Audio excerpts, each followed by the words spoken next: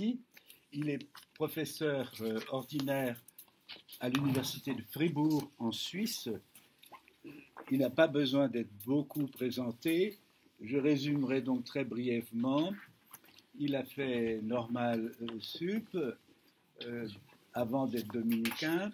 Il a été l'élève de Madame Arles, qui espérait voir en lui un disciple. Malheureusement, il est devenu dominicain et Madame Arles ne l'a pas eu pour disciple. À Fribourg, il enseigne donc l'Ancien Testament. Il est l'auteur de très nombreux ouvrages. J'ai compté une douzaine tout à l'heure, peut-être une quinzaine même. Je signalerai simplement qu'il a publié non seulement un livre sur Saint Joseph, parce que ça me paraît un exploit, comme Saint Joseph n'a jamais rien dit, mais il a travaillé les questions suivantes, la question de Saül, ce que dit la Bible de la vie sexuelle, ce que dit la Bible de la vie de famille, et le dernier qui vous montrera que c'est un théologien qui n'a pas de tabou, à savoir comment tuer Jésus.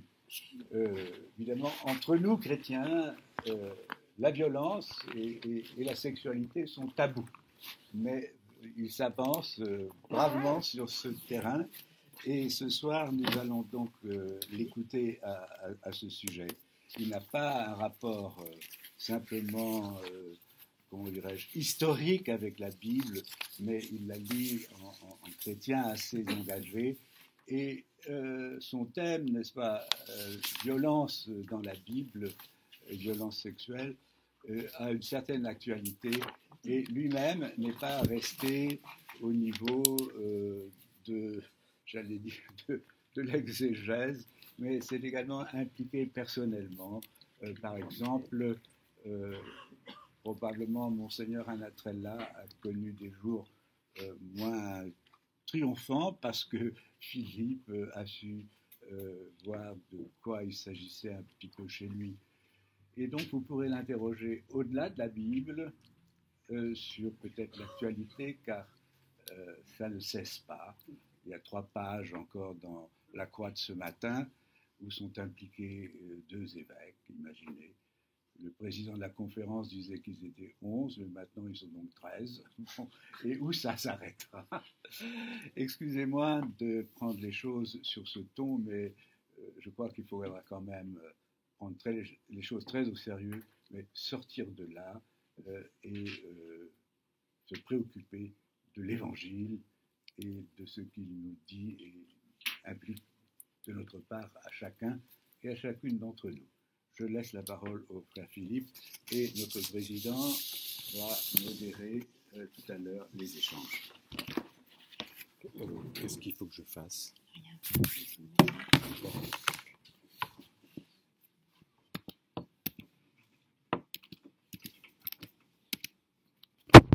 Ah oui. Et... Ça va, c'est bon. D'accord. Très bien. Alors, merci beaucoup Hervé pour cette présentation. Merci à toute l'équipe d'organisation. Puis merci à vous d'être là ce soir. Est-ce que vous m'entendez? Ça va? Bon. Oui, bon. Voilà. Alors, ce soir, on m'a demandé de parler sur sexualité et violence, ce que je vais essayer de faire, donc Bible en main. Le livre dont Hervé a parlé, le dernier que j'ai écrit, Comment tuer Jésus, c'est justement sur la violence, les abus, comme on en parle dans la Bible. Et Comment tuer Jésus, vous savez, c'est une formule qui est tirée de l'évangile de Marc et de Matthieu. 2 jours avant la Pâque, les prêtres se rassemblent autour du grand prêtre à Jérusalem pour savoir comment tuer Jésus. Bon, donc qu'est-ce qu'on fait avant Pâques quand on est prêtre? On cherche à savoir comment on va tuer Jésus. Donc ça mérite d'être entendu. Et je pense que la Bible, donc du début à la fin, poursuit une méditation sur justement ce que c'est que la violence sexuelle, liée à la sexualité en tout cas. Et je voudrais évoquer ça ce soir. Donc c'est pas simplement quelques textes ici et là, puis il faut gratter un peu parce que c'est pas. Non, non, c'est assez courant. Et j'ai toujours été étonné dans les histoires d'abus que les évêques de France, en particulier, enfin ceux que j'ai entendus euh, par la presse, parce que je leur ai beaucoup écrit pour leur signaler des cas, et notamment de celui qu'on a parlé, mais j'ai jamais eu de réponse. Bon, 15 évêques à qui j'envoie des lettres et aucune réponse. Apparemment, la poste ne marche pas bien, en tout cas pour les évêques. Le dernier, j'ai même envoyé un recommandé avec accusé de réception, et j'ai reçu ma propre lettre un mois après avec le tampon de la poste, pli non réclamé. Donc je comprends que les évêques ne sont pas au courant, puisque le courrier n'arrive pas. Donc, je voudrais évoquer alors un certain nombre de textes bibliques, mais enfin, comme une méditation que la Bible poursuit. Alors je disais, oui, j'étais étonné que les évêques disent devant les histoires d'abus, nous ne savions pas, nous n'avions pas idée. J'ai même en tête le texte d'un évêque qui dit, mais nous avons appris grâce à des psychologues, à des psychiatres, tout ce que recouvre le fait d'être abusé, etc. Nous n'avions aucune idée, nous étions très surpris. Je peux même retrouver ce texte facilement et le nom de son auteur épiscopal. Et ça m'a beaucoup étonné de lire ce texte parce que ça veut dire qu'ils n'ont jamais vraiment lu la Bible. C'est-à-dire que la Bible parle en permanence de ce que c'est que l'abus, la violence sexuelle en particulier. Et à la fin de mon exposé, j'espère que j'arriverai, mais enfin voilà, ça pourrait être dans le cadre aussi de questions, mais je voudrais parler de la Vierge Marie telle qu'elle est présentée dans les évangiles. Et justement, elle est présentée par Saint Luc en particulier, dans le premier chapitre, comme une délinquante sexuelle. Il y a des termes extrêmement précis que bien sûr la liturgie ne traduit pas parce que ça ferait un petit peu étonnant, mais pourtant ça serait beaucoup plus réel que le saupoudrage de mots qui ne disent pas la réalité présentée par le texte biblique. Et je pense que c'est très important aussi, vous voyez, pour la foi, par exemple, pour la figure de la Vierge Marie, de la penser comme le texte biblique la présente, en particulier chez Luc, mais aussi chez Matthieu, comme quelqu'un qui, au point de vue de la sexualité, de la violence sexuelle, est en question. Alors, je voudrais d'abord signaler une chose, c'est que la violence en matière de sexualité dans la Bible, je crois qu'elle commence parmi nous, c'est-à-dire avec les textes bibliques comme ils sont traduits et comme ils sont pensés la plupart du temps. C'est juste un élément de départ, si vous voulez, mais pour montrer que quelquefois, dans ces questions de sexualité et de violence dans la Bible, le texte biblique lui-même serait à repenser. Alors je sais bien, on dit toujours ça, alors quelle est la meilleure Bible, etc. Ça veut dire aussi qu'on n'en finit pas avec ces questions, même dans la traduction, de trouver les mots justes. Et quelquefois, on n'a pas envie de trouver les mots justes pour certains textes. Vous savez, les prêtres qui violent les femmes, dans le premier livre de Samuel, au chapitre 2, longtemps, la Bible de Jérusalem a enlevé ce verset en mettant en note, il y a là un verset, mais nous l'enlevons parce que dans certaines traditions, il n'existe pas. Bon, comme dans les livres de Samuel, il y a à peu près 200 versets contestés, pourquoi celui-là? Bon. Donc, j'en viens à ce que je voulais dire en introduction. Donc, dans nos traductions, dans notre façon d'entendre le texte, je pense que la violence, si on peut dire, c'est beaucoup trop dire, bien sûr, mais quelque chose de cet ordre-là commence tout de suite. Par exemple, Genèse 1, quand Dieu crée les humains, on dit que mâle et femelle, il les créa. dans nos Bibles, il les créa hommes et femmes. Ben non, non justement. Femme puis homme, ça vient au chapitre 2 de la Genèse, quand ils se rencontrent, quand lui parle d'elle d'abord, puis de lui, et ça veut dire tout de suite quelque chose. Ça veut dire créer mâle et femelle, ils sont appelés dans la rencontre à être appelés femme et homme. Ça veut dire que la réalité sexuée suit un développement, elle a un mouvement, elle a un avenir. Il y a beaucoup de livres, y compris écrits par des papes, qui s'intitulent Hommes et femmes, il les créa. Ben non, c'est une erreur, je dirais, théologique, profonde. Mâle et femelle, il les créa. Hommes et femmes, c'est un autre ordre que celui de la création. Et voyez, ça statufie tout de suite les humains comme hommes et femmes. Voilà.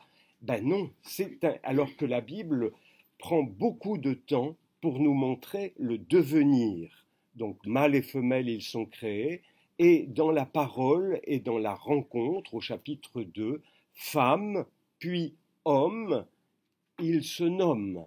Et vous savez que c'est quelque chose qu'on connaît souvent, mais le mot femme, isha, hein, le féminin de ish, dit-on, en fait c'est un faux féminin de ish.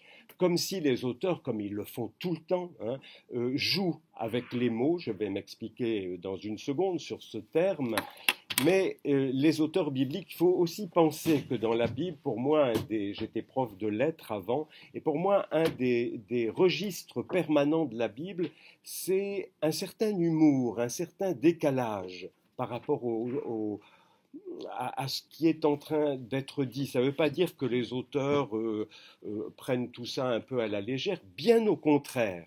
Ils disent au lecteur, fais attention, écoute vraiment. Tu attends ceci, tu attends que ça soit créé homme et femme. Non, ils sont créés mâle et femelle. Tu attends que... Voilà, excusez-moi, mais comme je suis hyperacousique, c'est des choses qui me... Voilà. Mais tu attends qu'ils soient appelés homme et femme finalement. Non, c'est femme d'abord, puis homme.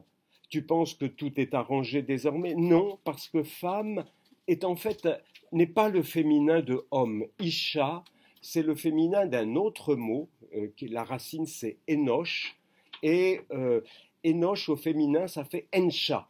Ensha, le N, quand il n'a pas une voyelle importante, il est assimilé par la consonne suivante, et ça devient Isha, avec deux ch. Il y a un dagesh, c'est-à-dire un point qui montre que la lettre est redoublée. Donc, le féminin de Isha, de Ish, est un faux féminin. Oui, ça ressemble à un féminin de Ish, il y a un homme, il y a une femme, mais en fait, le mot Isha, femme, est tiré d'une autre racine que celle de Ish. Donc ça ressemble, mais pas tout à fait, et il y a un petit problème. Voilà. Ça veut dire aussi d'emblée que on n'est pas dans une sorte de parité résolue tout de suite. Il n'y a pas un homme et une femme. Il y a d'abord une femme et puis un homme qui sont appelés dans l'ordre d'apparition dans le texte. Et puis ce féminin qui paraît être le féminin Isha de Ish est un faux féminin. Le mot est en fait formé sur une autre racine pour dire les choses rapidement, mais ça veut dire tout de suite que nous sommes interpellés. Et ça serait bien d'avoir des notes pour nous le dire, plutôt que des notes soit pieuses, soit qui cherchent un peu à éviter toutes ces questions. Donc, dès le début, vous voyez, il y a ça. Et puis, il y a aussi, dès le début, au chapitre 2, une fois qu'ils sont nommés femmes, Isha et homme, Ish, il y a tous les deux, dit Dieu, feront une seule chair. Qu'est-ce que ça veut dire faire une seule chair? Alors on dit c'est la sexualité, entre autres. Justement, on a 3000 pages après pour expliquer ce que ça peut être, l'unité d'un homme, d'une femme, l'union en général d'un groupe, etc. Hein, ce que le Christ reprendra, faire un avec le Père, comme il le dit dans Jean, faire un avec nous, ça veut dire quoi? Ben, ça veut dire beaucoup de choses et pas, là encore, la réponse ne vient pas tout de suite. Vous voyez? Donc, il y a un devenir, il y a, on peut dire, des prémices qui sont lancées dans les premiers chapitres de la Bible. Et heureusement, il y a 3000 pages après pour développer un peu. Hein.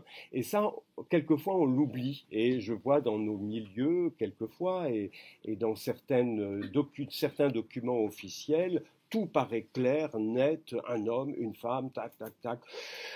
Or, c'est pas que la Bible prend ses aises avec toutes ces notions et ces réalités, c'est qu'elle les présente, comme très souvent d'ailleurs, quand elle présente quelque chose d'essentiel, selon un parcours qu'il faut suivre, sinon on écrase tout et on a des solutions avant même d'avoir écouté la parole biblique. Hein. De même, on dit souvent Adam et Ève. Ah, au début, oui, Dieu a créé Adam et Ève. Non, non, Ève, le nom apparaît au chapitre 3, à la fin du chapitre 3, elle ne s'appelle pas Ève tout de suite. Donc, vous voyez, l'écrasement des choses qu'on pratique souvent, hein, dans ce texte-là particulièrement et dans beaucoup d'autres. Et je dirais que c'est une des violences faites au texte, souvent, et qui fait son chemin violent, y compris dans la théologie et toutes sortes d'instructions chrétiennes venues quelquefois de haut, sur des bases qui ne sont pas les bases de la parole biblique. Vous voyez, encore une fois, vous verrez ça si vous tapez Hommes et femmes, il les créa, livres, vous verrez tous les livres qui s'intitulent comme ça, et c'est faux. Non, il ne les a pas créés hommes et femmes, il a créé mâle et femelle, et il a créé femme, puis homme, avec tout ce qu'on a dit, voilà. Et tout ça, ça fait attendre quelque chose, ça veut dire que c'est un peu ce que tu penses, mais pas complètement. Et si c'est pas complètement ce que tu penses, c'est pas du tout ce que tu penses, hein, comme la Bible le fait souvent. C'est-à-dire, si c'est pas tout à fait ça, c'est que c'est pas ça du tout, en fait. Bon, donc ça veut dire que peut-être ça serait quelque chose à retrouver, de prendre le temps d'écouter et puis de déposer un peu ce qu'on croit savoir. Et on sait des choses, hein, sur hommes et femmes, on a des vies chacun, et bien sûr, mais mettre un peu de côté pour peut-être écouter ce que la Bible va dire.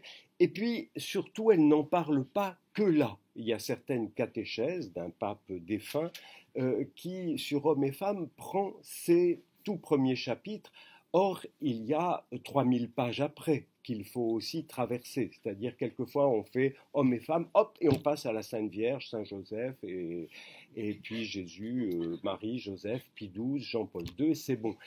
Or, c'est un petit peu plus complexe que ça, à nouveau. C'est-à-dire que la Bible ne cesse, au long de ces pages, de proposer des personnages féminins, masculins, de donner l'interaction entre eux. Il y a beaucoup de débuts de livres bibliques, justement, où il y a un ou des personnages de femmes qui inaugurent la Bible.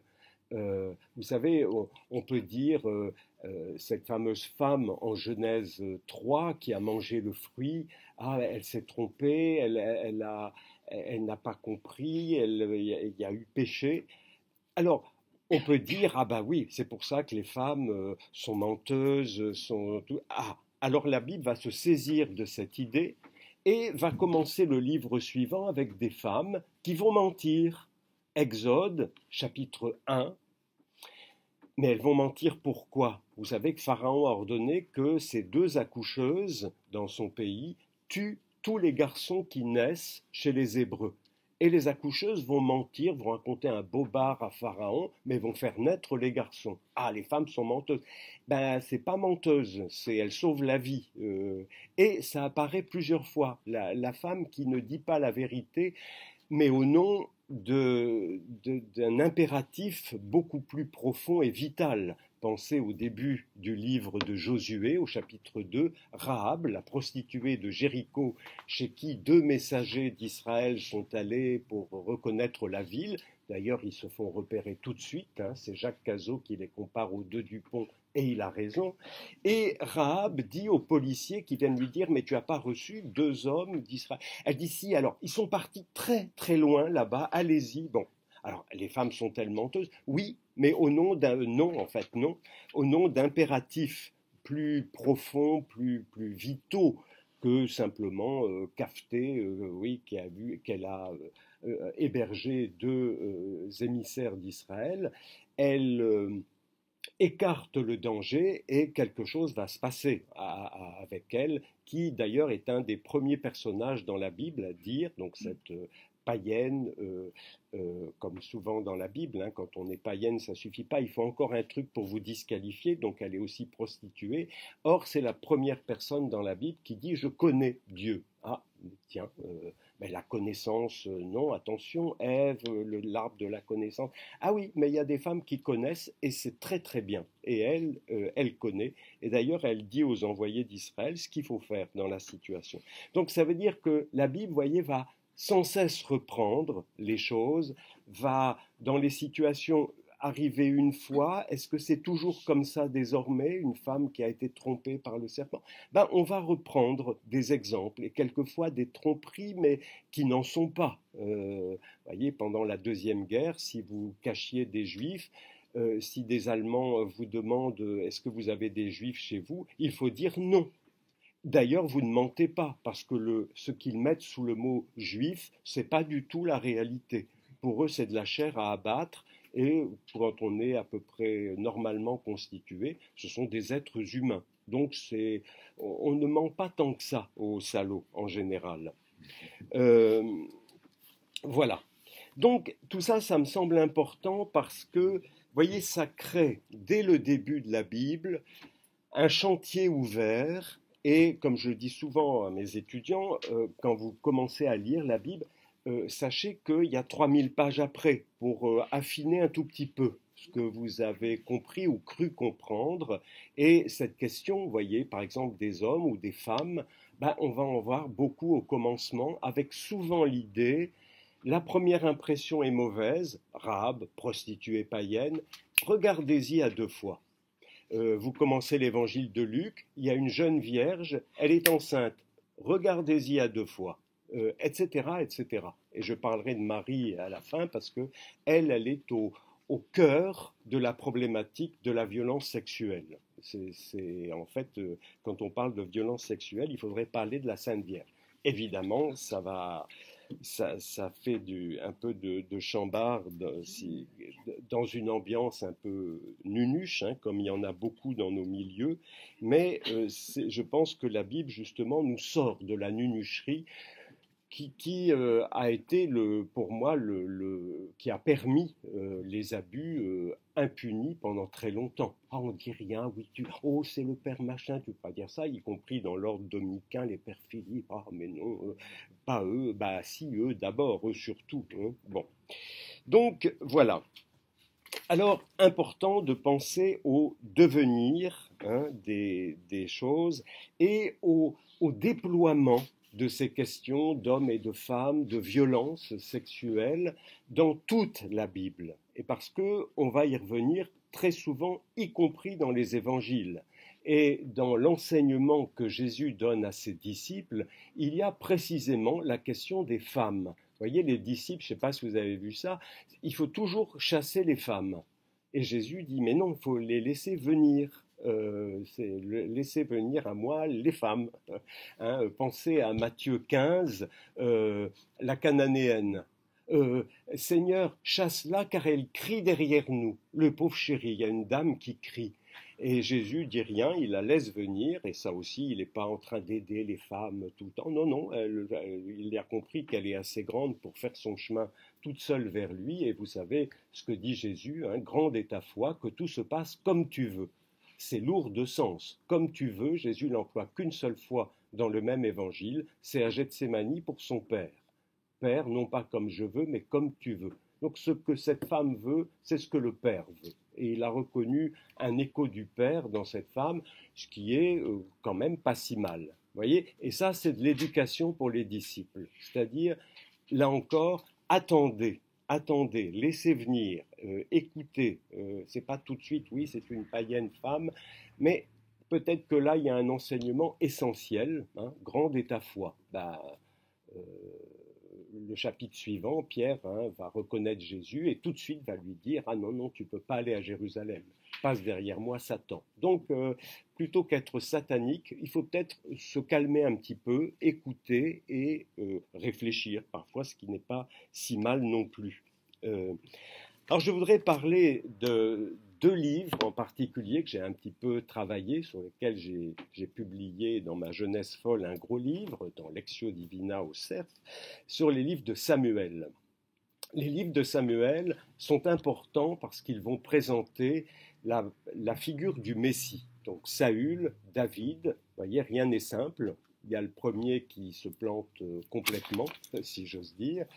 Et puis, il y a un deuxième Messie, David. Et autour d'eux, autour de la figure du Messie, qui est une figure mystérieuse. On ne sait pas du tout ce que c'est qu'un Messie dans l'Ancien Testament. Alors, dans nos milieux, souvent, on projette ce qu'on croit avoir compris de Jésus sur ses premiers Messies, mais c'est pas tout à fait ça non plus. Et peut-être que ce qu'on a compris de Jésus, justement, c'est pas assez inspiré par ses figures premières, et notamment David, mais même Saül. Et voilà. Donc ce sont des livres très importants qui lancent en quelque sorte la figure messianique. Et le Messie, on va vite le voir, mais surtout avec David, c'est quelqu'un qui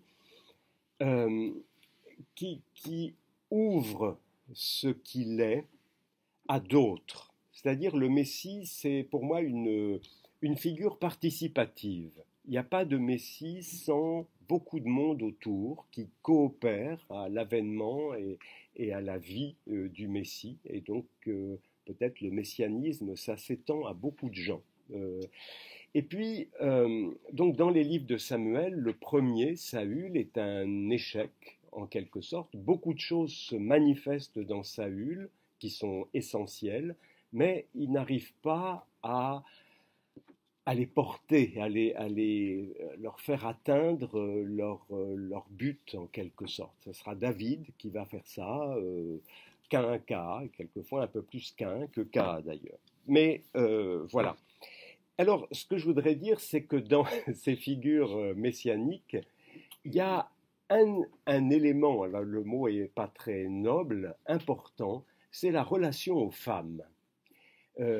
David, c'est quelqu'un qui écoute les femmes. Il a pas mal de problèmes, mais il est en lien avec les femmes, pas toujours pour le bien, enfin c'est toujours un peu plus complexe que cela, mais les femmes ont une part dans sa vie. Notamment 1 Samuel 25, quand David veut tuer Nabal, c'est toute une histoire, c'est David qui fuit encore devant Saül et qui doit gagner sa vie pour lui et pour ses hommes comme il peut, et qui va demander après son salaire à Nabal, c'est un chapitre à lire, je ne vais pas le résumer ici, et Nabal dit: mais qui est ce David? C'est un serviteur en fuite. C'est très beau, c'est une des premières définitions du Messie, un serviteur en fuite. Pas mal. Jésus va beaucoup reprendre ça dans les évangiles, notamment dans Marc, c'est la première fois qu'il fait une allusion à l'Ancien Testament, c'est à David en fuite, justement. Donc, ce qui déconstruit aussi l'image messianique, ah oui, c'est celui qui vient... Ouais, c'est celui qui vient et qui n'est pas trop bien accueilli en général et qui doit fuir longtemps la vindicte autour de lui, de ses plus proches. Donc, David va demander à Nabal, ou envoie des serviteurs, c'est d'ailleurs très, très beau, envoie des hommes, demander à Nabal de donner un peu de nourriture pour les payer, d'avoir gardé les troupeaux et surtout d'avoir gardé les gardiens des troupeaux pendant la saison des packages. Et Nabal dit non, non, que David continue son chemin. Moi, je ne connais pas cet homme, qui est le fils de Jessé. Il y a beaucoup de serviteurs en fuite de nos jours qui fuient leur maître. Bon. Et David, vous savez, en apprenant ça, va être dans une fureur totale et va dire à ses hommes: armez-vous, on va tuer. Alors, excusez-moi, mais l'hébreu biblique dit Kol Mashkin al-Kir, tout ce qui pisse au mur. Donc c'est traduit par tous les hommes ou tous les personnages masculins, mais l'hébreu est un peu plus, si j'ose dire, coulant. Non, pardon, excusez-moi, il ne faut pas faire de plaisanteries comme ça dans une soirée d'intellectuels. Euh, mais, et vous savez que un serviteur, les serviteurs sont des personnages déterminants, notamment dans les livres de Samuel. Ils font les liens qu'il faut faire et ils comprennent avant tout le monde. Très important. Et donc le Christ serviteur, il est Messie, mais serviteur aussi, parce que les serviteurs comprennent qui est le Messie. Bon, alors David dit à ses hommes, armez-vous, nous allons tuer donc tous les mâles de la maison de Nabal lui-même, et tous les hommes jusqu'à l'enfant, on va les tuer. Et donc Abigail, la femme de Nabal, apprend par un serviteur ce qui se passe, et comme toujours, elle connaît son mari. Hein. Et donc, elle sait que c'est un imbécile, qu'il faut le laisser avec ses copains boire son vin. Non, mais c'est très intéressant tout ça. Vous savez, notre pastorale familiale, elle n'est pas du tout ancrée dans la Bible. Elle est ancrée dans je ne sais pas quoi. Mais les livres de Samuel en particulier, hein, Jonathan, il tente quelque chose, mais il ne prévient pas son père, Saül, le Messie. Abigail va tenter quelque chose et réussir avec David, mais elle ne prévint pas son mari.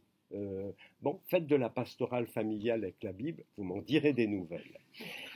Mais en fait, je dis ça, c'est en plaisantant moyennement, c'est-à-dire, moi, je ne m'y reconnais pas du tout dans ce qu'on appelle la pastorale familiale dans l'Église catholique. C'est pas que je suis contre tout, patati patata, mais ça sent pas trop la Bible. Donc, ah non, tu peux pas dire ça de ton père. Ah bon, bah si, dans la Bible, tout le temps. Bon, passons, mais retenons ça. Donc, Abigail décide de passer à l'action. Elle ne prévient pas son mari. Le serviteur lui a dit quelle était la situation.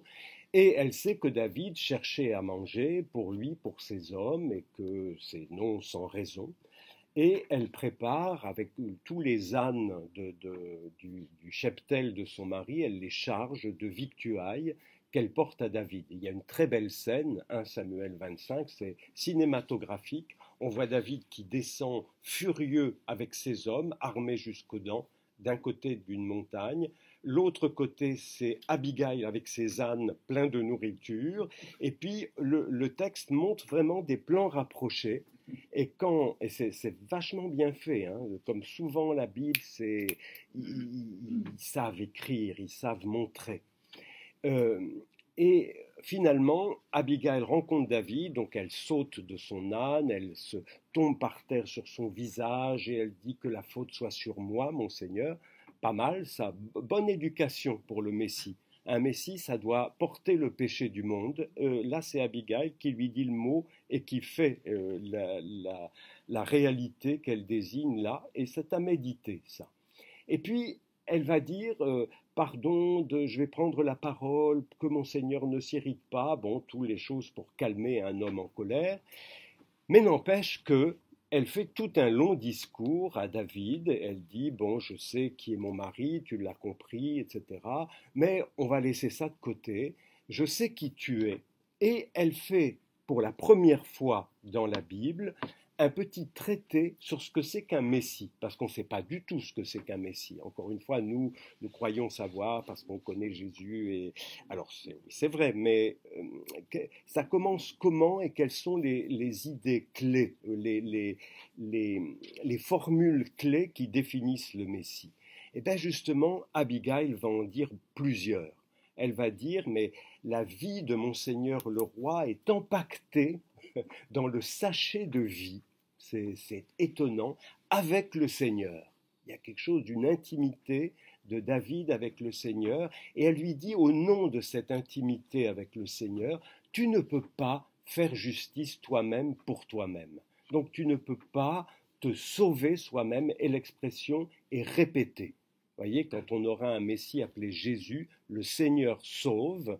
Donc, ce n'est pas lui qui se sauve. C'est ce qu'on lui demande d'ailleurs à Jésus en croix. Sauve-toi toi-même. Ben justement, depuis Abigail, on a appris que précisément, un Messie, ça ne se sauve pas lui-même.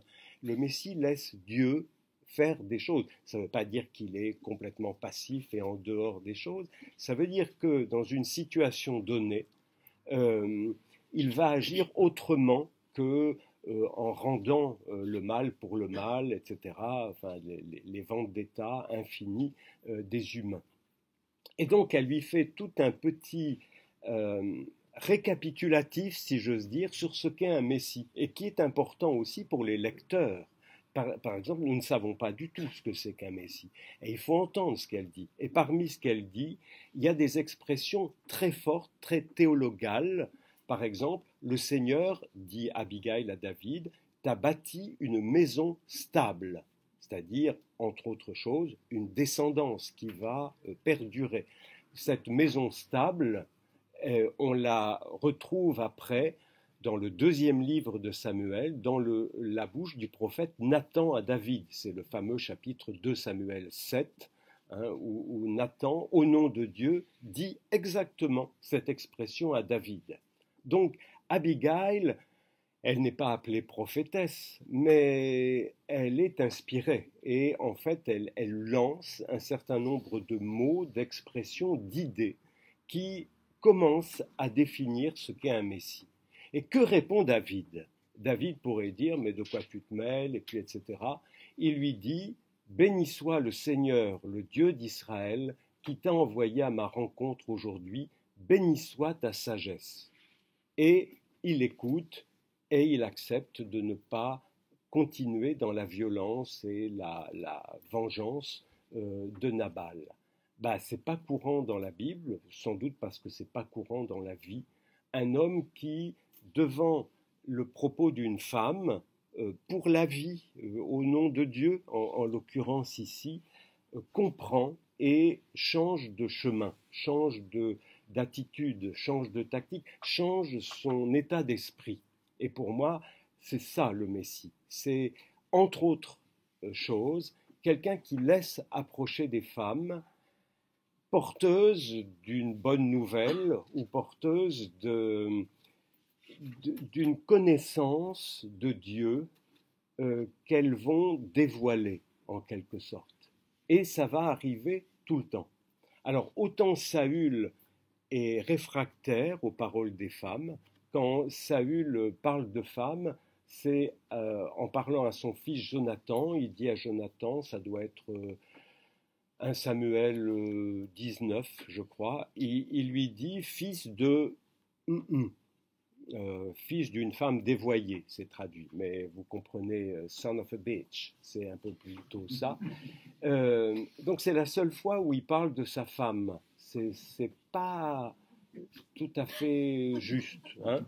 Et en plus c'est son fils, donc on a deux invectives pour le prix d'une, hein, Jonathan et sa mère, et c'est la seule fois où il parle de femme. Et puis après, il y a des femmes qui lui parlent, mais non, elles prennent pas pied en quelque sorte dans son écoute, et voilà.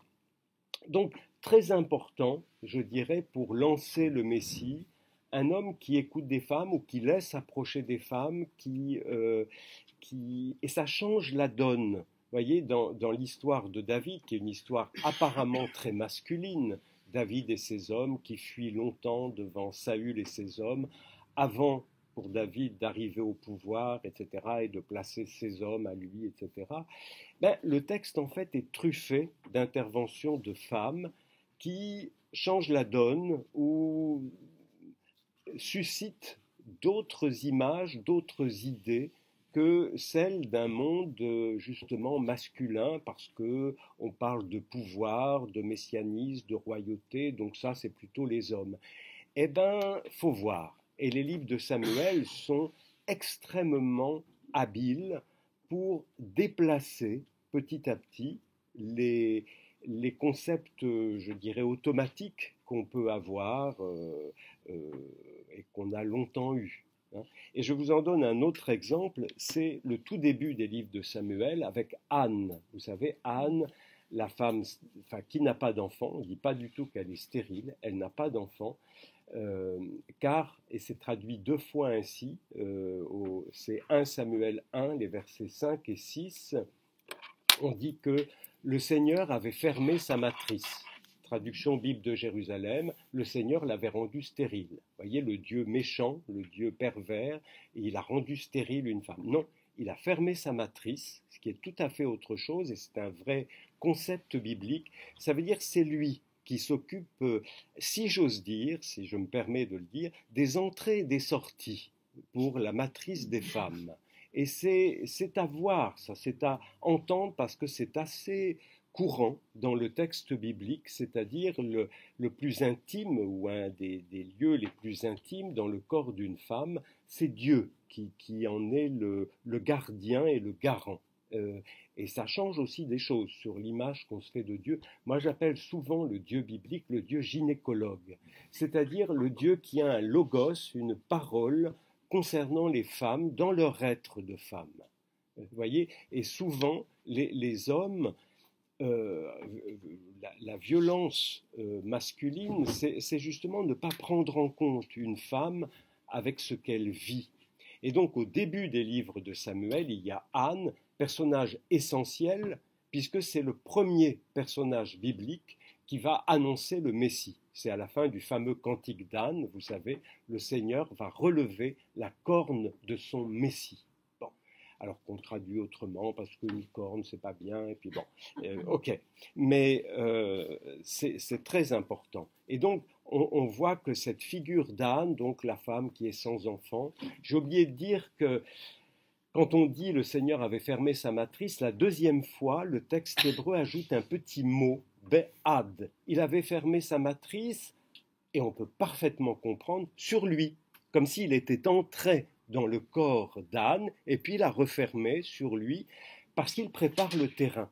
Et il y a un bel article là-dessus, mais d'un auteur américain, qui dit à un moment, mais c'est un article qui est passé inaperçu justement parce que c'est pas le genre de choses qu'on aime, mais qu'il y a un rapport entre le corps d'Anne qui reçoit le Seigneur, sans doute, le Seigneur qui prépare le terrain pour ce fils qui va lui naître, le premier, Samuel, et puis le temple où elle vient prier, qui contient l'arche d'alliance. Entre le temple porteur de l'arche d'alliance et Anne, porteuse peut-être de Dieu, de la présence de Dieu avant de porter un fils, il y a un rapport et c'est évident une fois qu'on le dit. Après on lit le texte et on dit mais bien sûr. Et il y a quelque chose de très beau, de très fort là-dessus. Et vous voyez, quand on pense aux violences faites aux femmes, je pense aussi qu'il faut se raccrocher à ces textes-là pour qu'est-ce que la Bible dit d'une femme, par exemple, avant de juger ce qui est violent ou pas contre elle. Contre quoi porte-t-on la main quand on est violent envers une femme? Eh bien, on porte la main sur cette femme, vous voyez, qui, au début, en Genèse 2, est bâtie par Dieu. Et il y a souvent un lien d'une femme avec un bâtiment, Anne au temple. Hein. Vous savez, là encore, ça fait partie de ces choses traduites un peu à la va comme je te pousse dans Genèse 2. L'homme est façonné et la femme sera bâtie. Et c'est pas rien. Souvent les mots sont interchangés ou on met façonné dans les deux cas. Attention, attention, attention. La femme est bâtie et la question par qui? Ah, voilà. Et il y a quelque chose là qui... Enfin, j'ai beaucoup travaillé là-dessus. Vous voyez, c'est pas pour rien que les premières cathédrales sont les cathédrales de la Vierge Marie, notamment Sainte-Sophie de Constantinople, hein, construite sur les mesures de l'arche de Noé, donc un bâtiment, et c'est la Sainte Sagesse qui est la détentrice de ce lieu. Les femmes sont bâties. Hein, bon, voilà. Donc, vous voyez, pour lancer les histoires de Messie, c'est comme si on nous disait dès la première page, donc 1 Samuel 1 et 2, Anne, son mari, sa famille, son mari qui est un type très sympa, Elkana, et qui comprend et qui écoute sa femme. Hein. Sa femme lui dit, bon, je ne vais pas cette année au temple parce que je m'occupe du petit. Et le mari dit, ok. Enfin, c'est un peu plus... il dit les choses de manière un peu plus belle, mais c'est ça. Et c'est lui aussi qui dit à sa femme, quand elle pleure, vous savez, Anne, pourquoi pleures-tu? J'ai cherché dans toute la Bible, il n'y a qu'une seule autre personne qui emploie le prénom d'une femme en lui demandant pourquoi elle pleure, c'est Jésus dans Jean 20. Marie, pourquoi pleures-tu? Et il y a beaucoup, beaucoup de liens en fait entre l'évangile de Jean et les autres évangiles et cette histoire d'Anne. Donc, vous voyez, le Messie, ça fait une sorte de périmètre où ça donne une sorte de registre, voilà, de registre où le Messie va-t-il apparaître? Dans ces histoires de femmes bafouées mais relevées par Dieu, avec, et puis, enfin je vais y revenir, et puis qui préparent justement la venue du Messie. Il n'y a pas de Messie sans femme, c'est très étonnant ça.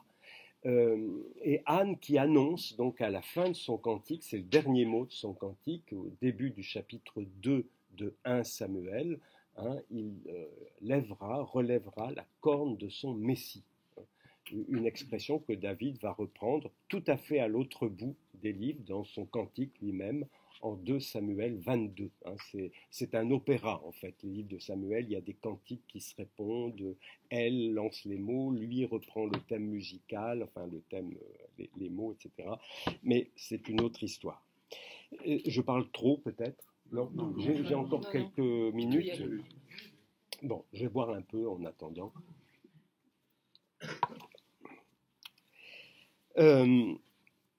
Donc, vous voyez, je pense que quand on parle d'abus, de violence, etc.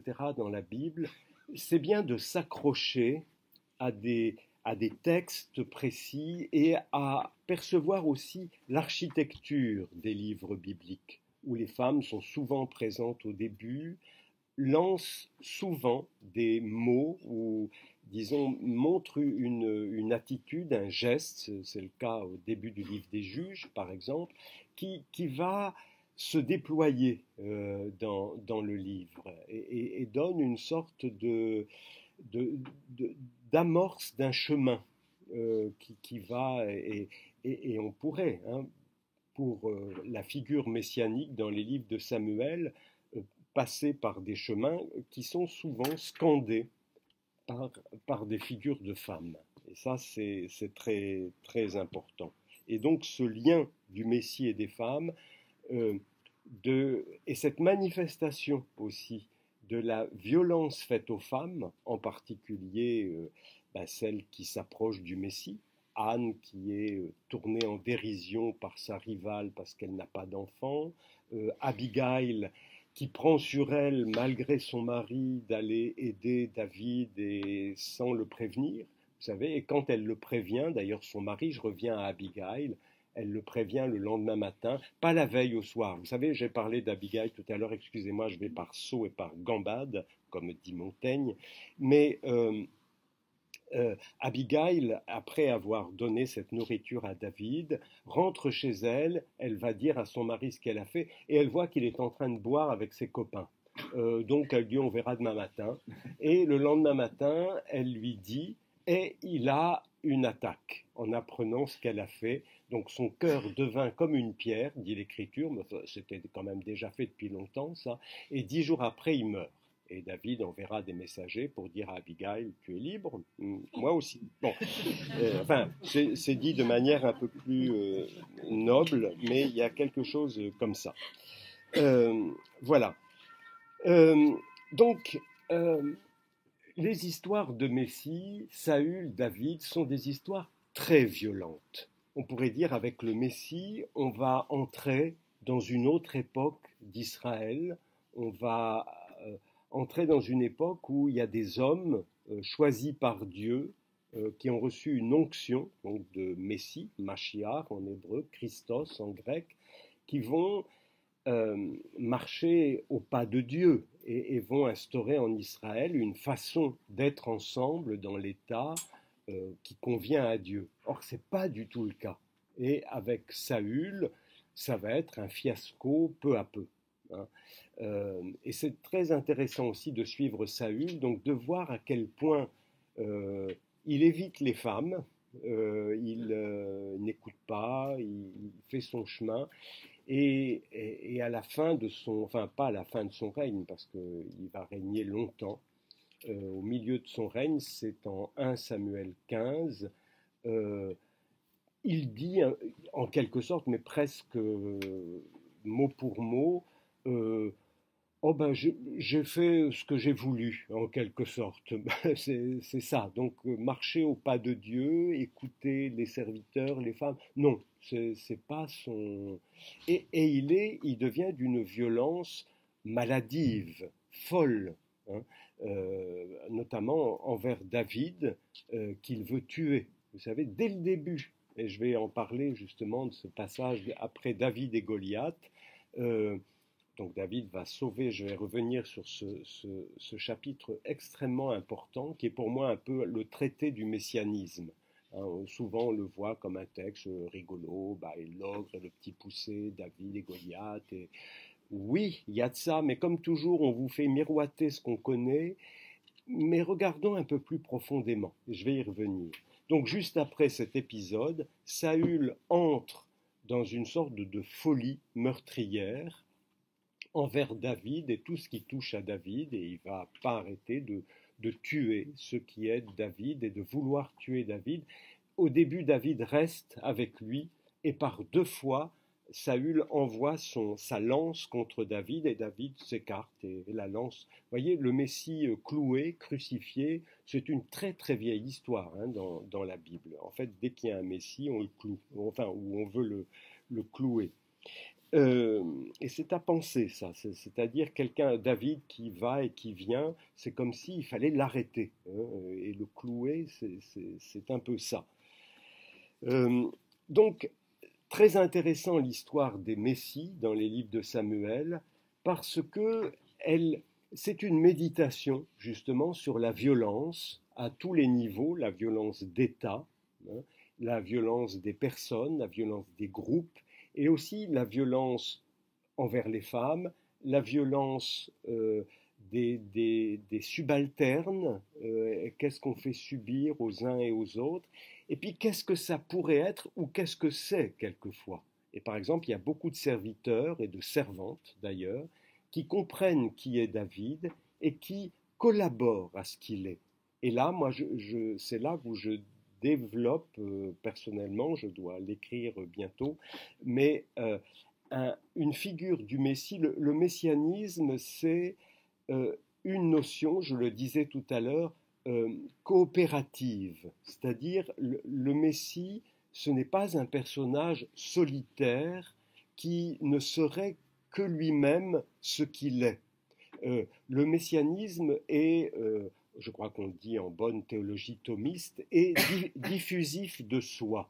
Le messianisme se diffuse ou éclaire ceux qui lui correspondent. C'est-à-dire qu'il y a des personnages qu'on ne pensait pas voir arriver sur la scène et qui sont là et qui apportent un geste, un mot de coopération ou de compréhension, et ils font partie de la réalité messianique. Et ils subissent souvent, avec le Messie lui-même, les foudres de ceux qui ne sont pas du tout dans cette attitude coopérative, de participation. Saül, c'est moi le roi, hop, c'est tout. Je suis le Messie et je fais comme j'ai envie de faire, et pour beaucoup de choses, il n'a pas très envie de le faire. C'est quelquefois d'ailleurs assez drôle, puisque c'est des textes où il y a toujours de l'humour, comme je l'ai dit tout à l'heure, comme dans toute la Bible du reste. Et donc, la figure messianique que David commence à montrer, même s'il y aura aussi des moments moins glorieux, c'est une figure qui éclaire tout un monde, tout un peuple, on pourrait dire, qui participe à ce qu'il est. Et c'est bien étonnant. Donc, des serviteurs, des servantes, mais aussi des étrangers. Vous savez que David, pour fuir Saül, se réfugie où par 2 fois chez les pires ennemis qui existent à l'époque. Et le Seigneur a même demandé qu'on les combatte, c'est les Philistins. Hein, il dit le Messie, a dit le Seigneur, c'est 1 Samuel 9, verset 16, c'est celui qui délivrera mon peuple, qui sauvera mon peuple de la main des Philistins. Alors tout de suite on dit, ah bah oui, il va guerroyer. Ben justement, peut-être une manière de sauver le peuple de la main des Philistins, c'est d'aller chez les Philistins. C'est ce que va faire David, un premier séjour bref, parce que David, il fuit Saül, il ne sait plus où se réfugier, il va chez les Philistins, et au bout de quelques jours, il se dit, mais au fait, ils sont quand même nos pires ennemis. Donc, il contrefait la folie. Le roi des Philistins dit, mais c'est une phrase que j'aime beaucoup d'ailleurs. Le roi des Philistins dit, n'ai-je pas assez de fous ici? Et c'est ce que je dis souvent, cette phrase, au moins in petto dans la vie religieuse, mais aussi au conseil de faculté, mais ne le dites à personne. Et n'y a-t-il pas assez de fous ici? Bon, quand on dit, ah ben, j'ai invité aussi le professeur Mach. N'avait-il pas assez de fous? Bon. Et après, il va faire un deuxième séjour chez les Philistins plus tard, quand vraiment Saül devient meurtrier envers lui, et il va rester 16 mois. Hein,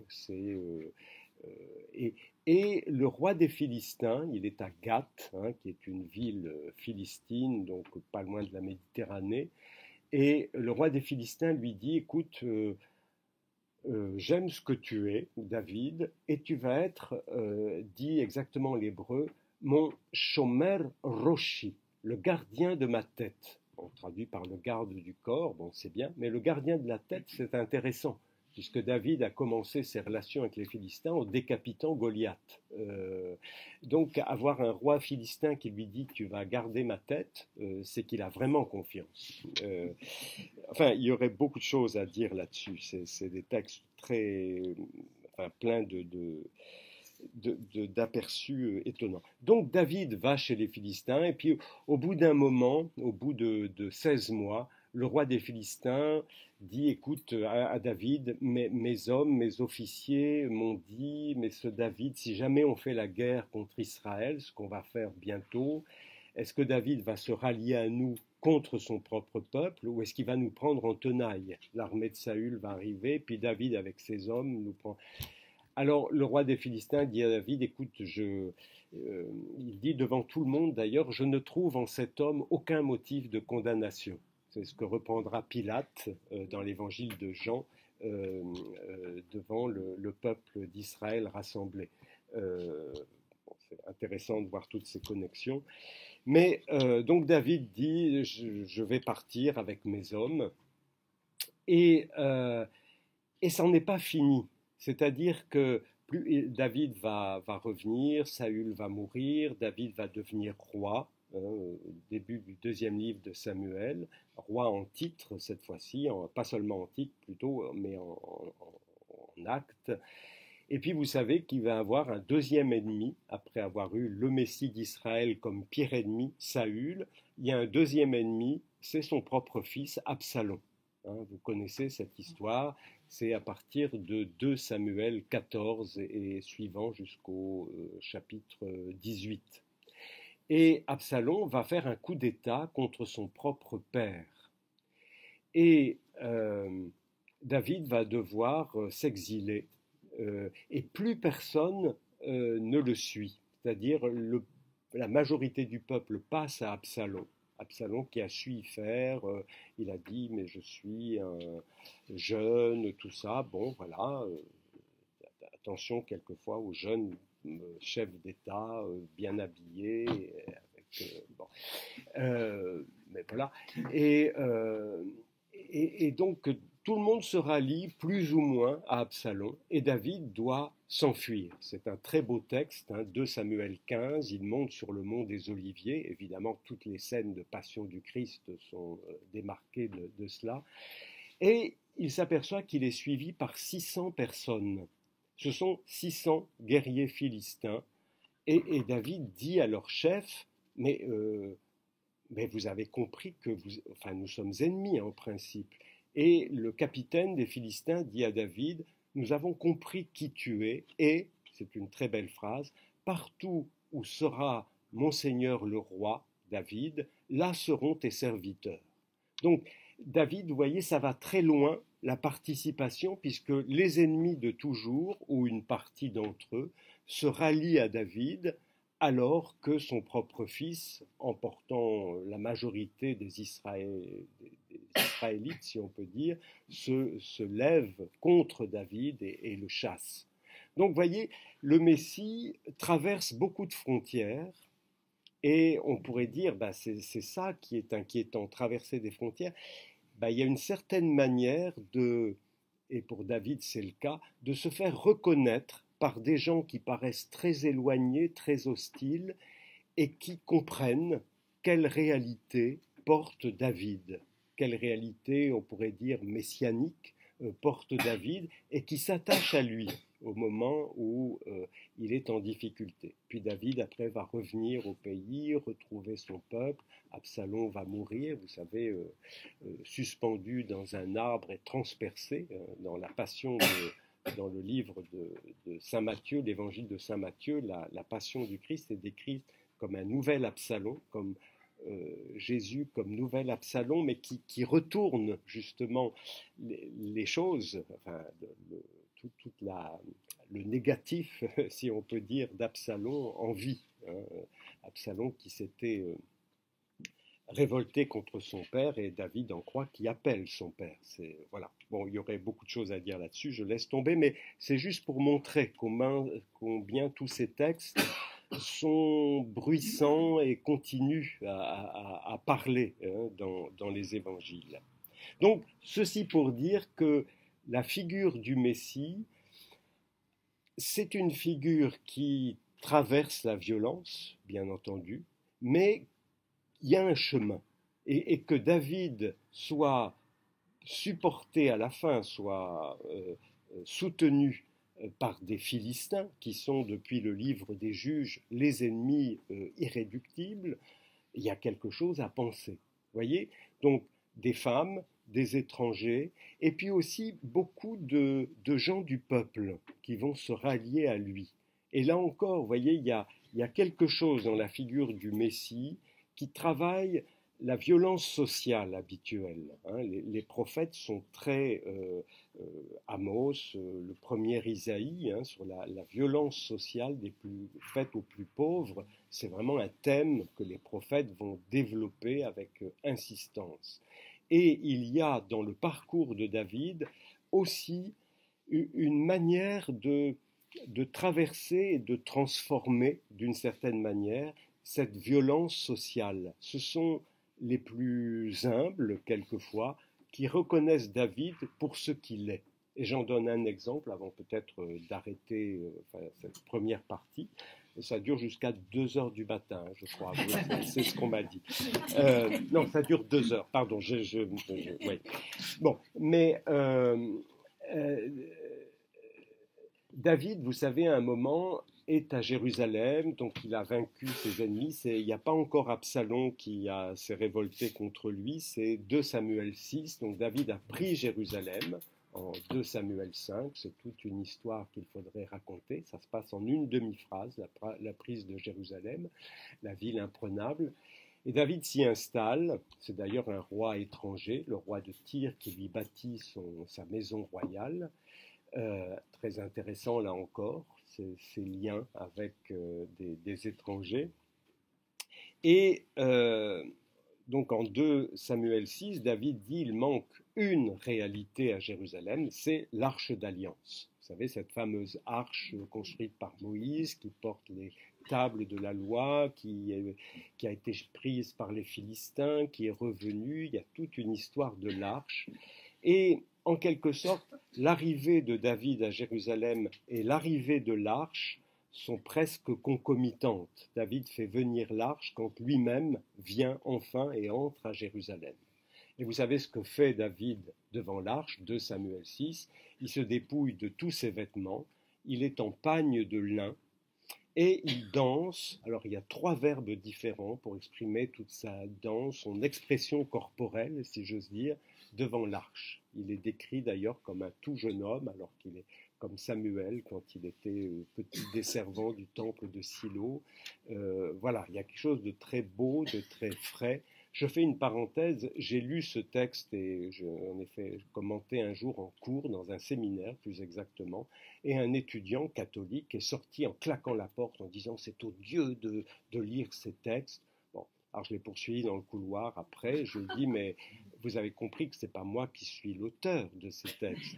Il m'a dit oui mais lire ça en cours, mais enfin c'est comme si on dansait en slip devant le Saint-Sacrement. Alors, je lui ai dit, c'est sans doute une expérience que vous devriez faire.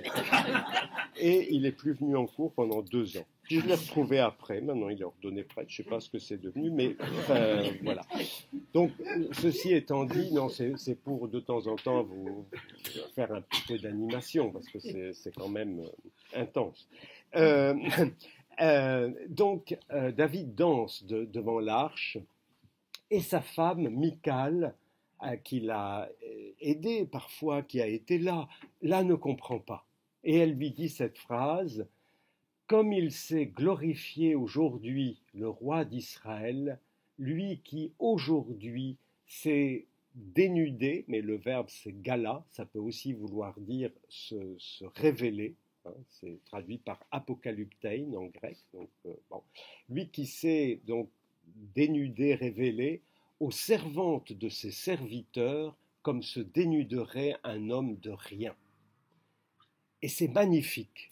C'est 2 Samuel 6, le verset 20. C'est magnifique parce que ça se veut une invective terrible. Et en fait, cette femme dit ce qui est pour moi la plus parfaite définition du Messie dans l'Ancien Testament. Comme il s'est glorifié aujourd'hui, et elle dit ça en se moquant, oui, le Messie s'est glorifié aujourd'hui, elle répète 2 fois le mot, vous savez que c'est le mot clé dans l'évangile de Luc pour qualifier le Messie. Aujourd'hui, vous est né un Messie à Jérusalem, le mot apparaît, je crois, 12 fois dans l'évangile de Luc. Aujourd'hui, c'est le temps du Messie. Il n'est pas prévu pour plus tard, il n'y a pas eu un Messie hier, et puis non, c'est aujourd'hui qu'il faut le voir.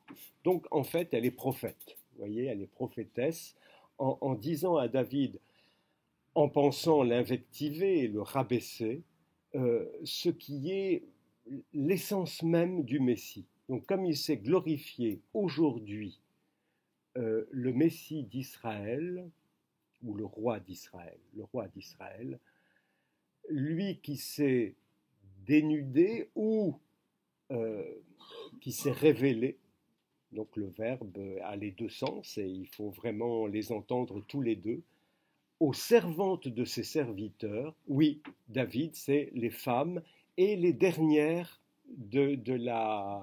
socialement qui le reconnaissent. Et ça, c'est extrêmement important.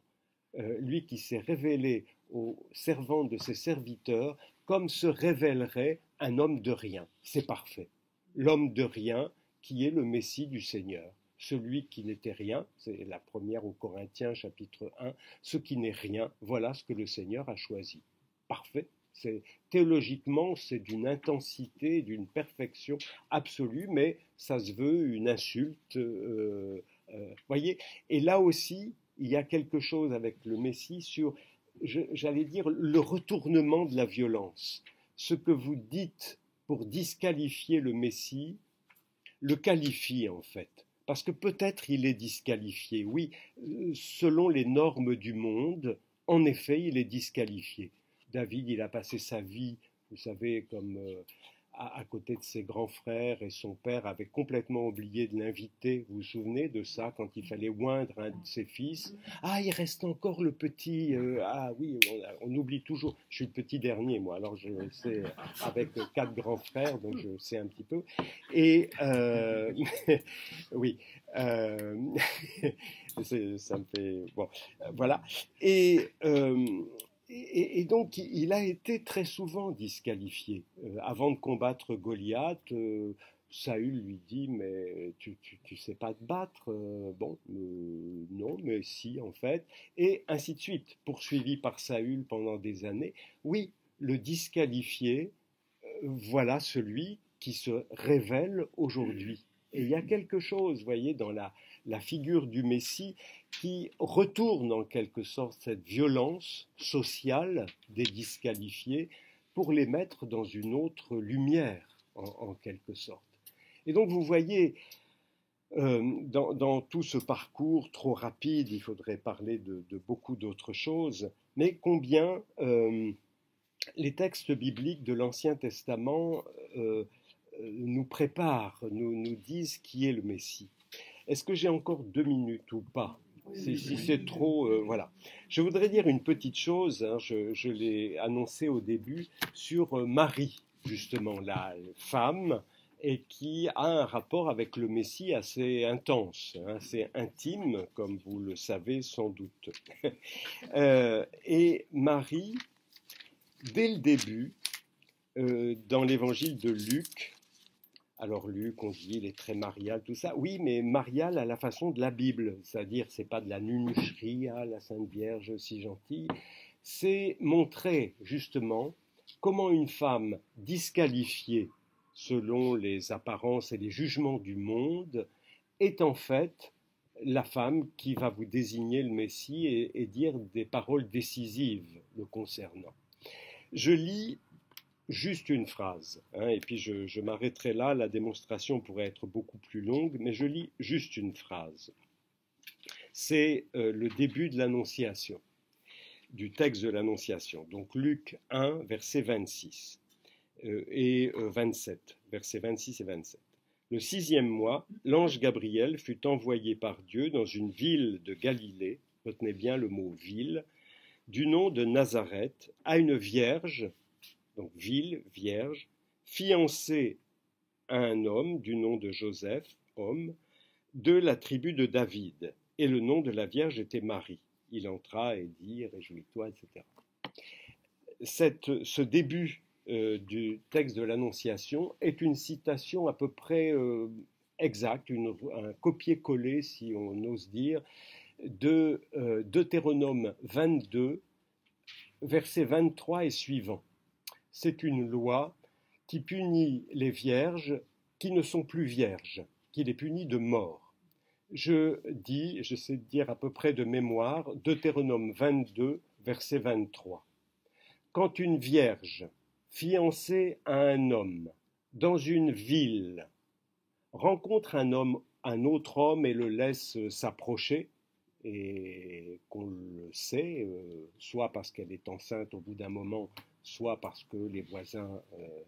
elle sera lapidée, elle parce qu'elle a trahi son fiancé, et l'homme aussi parce qu'il a couché avec la femme qui revenait à un autre. Donc le début, quand une vierge fiancée à un homme dans une ville. Et on va expliquer dans le Deutéronome pourquoi ville. Parce que dans une ville, vous pouvez appeler si vous n'êtes pas consentante. Dans la campagne, dira le verset suivant, bénéfice du doute. Mais dans une ville, une femme qui n'est pas consentante face à l'agression d'un homme doit appeler. Si elle n'a pas appelé, c'est qu'elle voulait ce qui lui est arrivé. Donc, quand on a l'ange qui fut envoyé dans une ville de Galilée à une vierge fiancée à un homme, on a toute la citation du début de Deutéronome 22, versets 23 et suivants. Ça veut dire que Marie est mise en situation, alors on sait bien que c'est pas ça, etc., mais elle est mise en situation et comment dire ça, en communion, si j'ose un mot aussi fort, avec les filles fiancées à un homme dans une ville à qui c'est arrivé. Et donc, l'annonciation, si pure, si tout ça, non, c'est un acte qui met Marie au banc de la société et qui, en fait, a toutes les apparences de la réprobation. Hein, la loi réprouve absolument cela et le texte le signale en citant le Deutéronome. Et vous savez que le Deutéronome continue en disant donc la Vierge qui a accepté l'approche d'un homme doit être lapidée et l'homme aussi parce qu'il a apporté l'humiliation à cette femme. Marie, le Seigneur s'est penché sur l'humiliation de sa servante, non pas son humble servante, qui est même pas un faux sens, c'est un contresens absolu. guidé par la nunucherie ambiante dont j'ai déjà parlé. Non, mais c'est-à-dire, tout le texte qui suit continue cette veine-là. Marie, en, en symbiose, en communion, pour prendre un terme plus ecclésial, avec les femmes qui subissent ça, peut-être à bon droit, entre guillemets bon droit, elle, elle assume cette situation qui est appelée, donc c'est un terme technique, hein, l'humiliation, c'est un terme juridique dans la Bible, hein, l'humiliation des femmes. Donc Marie, la servante humiliée, c'est pas la seule servante humiliée, hein. La première, vous savez, c'est la première servante humiliée dans la Bible, c'est Agar. Agar qui est aussi la première dans la Genèse 16, la servante de Sarah et d'Abraham. Vous vous souvenez de cela? Oui. Et où l'ange lui dit exactement les paroles de l'ange de l'Annonciation à Marie. C'est repris, ça a été remarqué depuis très longtemps, hein, depuis les pères de l'Église. Mais l'ange, quand il fait son annonciation à Marie, reprend exactement le cœur de l'annonciation à Agar. Ça, c'est fort aussi. Donc, non seulement Marie fait corps avec les femmes humiliées et condamnées, mais en plus, elle est rapprochée de Agar, la servante, qui est pour moi une femme stupéfiante. Vous savez, c'est la première qui voit un ange dans la Bible. Ça j'adore. C'est le premier ange de la Bible, c'est pour la bonne. Ah, bah, c'est comme ça c'est la Bible. Et puis qui lui dit des choses, enfin qui lui dit exactement les paroles que Luc reprend, mais textuellement, de l'Annonciation à Agar. Hein, tu enfanteras un fils et tu lui donneras le nom de Ismaël, ou Jésus, etc. Et donc, vous voyez, il y a dès que le Messie est là c'est vraiment l'annonce du Messie qui arrive, les femmes sont là et partagent tout ce qui est de l'ordre de la violence, de l'humiliation, de la condition faite aux femmes. Et je pense que dans les évangiles, dans celui de Luc en particulier, il y a une traversée de ça jusqu'au bout, jusqu'aux femmes qui sont témoins de la résurrection. Enfin, elles ne voient pas Jésus, vous savez, elles se souviennent des paroles qu'il leur a dites. C'est d'ailleurs très beau, vous vous souvenez, je vais m'arrêter là, la résurrection chez Luc, puisque les anges disent « Pourquoi cherchez-vous le vivant parmi les morts ?» Le vivant, qui appelle Dieu le vivant pour la première fois, c'est Agar. C'est la première fois d'ailleurs qu'un être humain donne un nom nouveau à Dieu, le vivant qui me voit. Pas mal, Agar. Donc, voyez, cette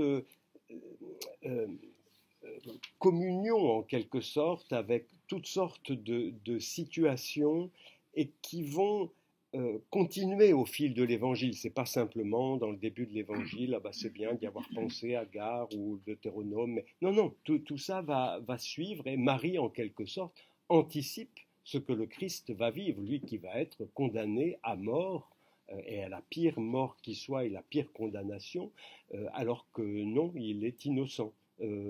C'est sa mère qui a commencé, c'est-à-dire parmi les précurseurs ou les précurseuses du Messie, il y a Marie qui mérite la mort en principe alors qu'elle est non coupable, mais c'est une situation, mériter la mort quand on est non coupable, qui permet justement de faire corps avec des franges de notre monde, de notre société, peut-être qu'il ne faut pas perdre en route. Voilà. C'est fini. Merci.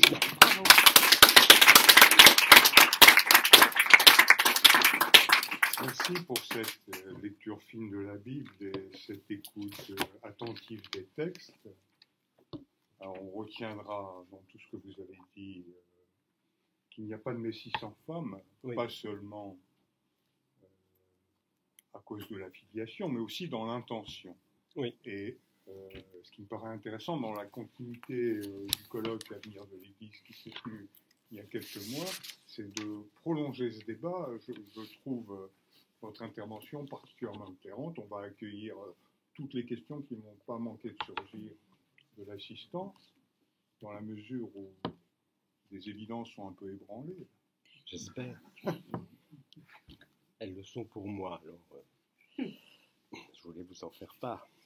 C'est très bien comme ça. Je vous écoute, allez-y. Hein. C'est le premier pas qui compte, après tout ça. Est-ce que, s'il vous plaît, Tu parles plus fort, Françoise. Oui. Est-ce que vous pourriez, s'il vous plaît, revenir sur Marie qui est mise en situation en communion, enfin, sur ce que vous venez d'exprimer sur Marie. Est-ce que vous pouvez redire un peu ça pour moi, en tout cas? Alors, il y a dans les textes, le texte de l'Annonciation, cette allusion au Deutéronome qui punit les femmes vierges dans une ville, etc., qui se retrouvent enceintes parce qu'elles ont laissé un homme s'approcher, un homme entreprenant, et qu'elles n'ont pas crié, qu'elles n'ont pas appelé, puisqu'on est dans une ville. Et Marie va se trouver exactement dans cette situation.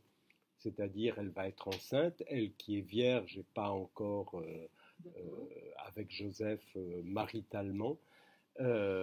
Et donc, il y a quelque chose à penser là, dont on a un écho dans l'évangile de Matthieu aussi, puisque Joseph voulait la répudier en secret, parce que quand même, elle risque gros. Alors peut-être à l'époque, on ne tuait plus, mais elle était bannie, enfin, avec une flétrissure sociale définitive, vous voyez.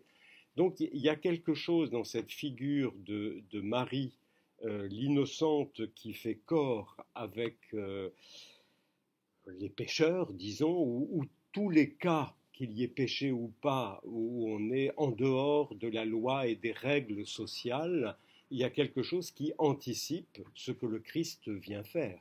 Lui qui sera mis à mort alors qu'il est le seul innocent dans l'histoire humaine. Il y a quelque chose là à penser quand même. Et donc je pense qu'elle fait partie de tous ces précurseurs du Christ. Joseph aussi, j'ai fait un livre sur Joseph, parce qu'on en parle très peu, mais tout ce qu'on dit de Joseph, c'est extrêmement important aussi. Et c'est pas du tout des santons de la crèche sympathiques. C'est, vous voyez, bon, peut-être c'est une autre chose, et j'essaie de répondre à votre question. Est-ce que cette réponse... Je fais le lien, par exemple, avec le Je vous salue Marie, oui, que tout le monde connaît, qu'on récite. Je trouve quelle est la distance entre ce que vous venez d'exprimer et le Je vous salue Marie qu'on récite.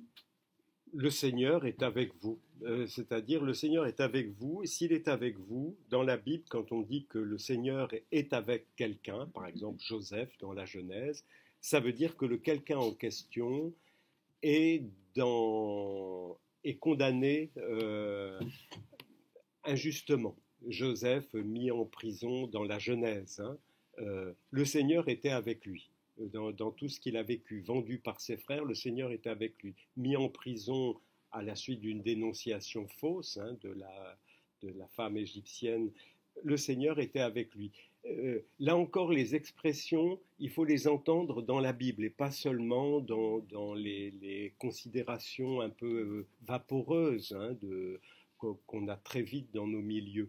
Et c'est pour ça que je prône beaucoup le retour à la Bible, à l'écoute de la Bible, où apparaissent les mots-clés, ils disent quoi, donc le Messia, bah oui, on sait, c'est Jésus. Oui, mais qui fait suite à Saül. J'ai écrit un livre, donc c'est mon premier livre que j'ai publié au CERF, c'est Livre de Samuel et Récit de résurrection. On m'a demandé d'enlever toutes les notes parce que ça faisait trop, il fait 400 pages, mais c'est vraiment montrer comment ces livres de Samuel, ces figures de Messie, mais tous ceux qui les entourent, définissent, comme je le disais, le périmètre messianique et cette dimension participative que le Messie vient avec des gens, comme j'ai dit tout à l'heure, les Philistins, les pires ennemis, les servantes des serviteurs qui reconnaissent David, etc., etc.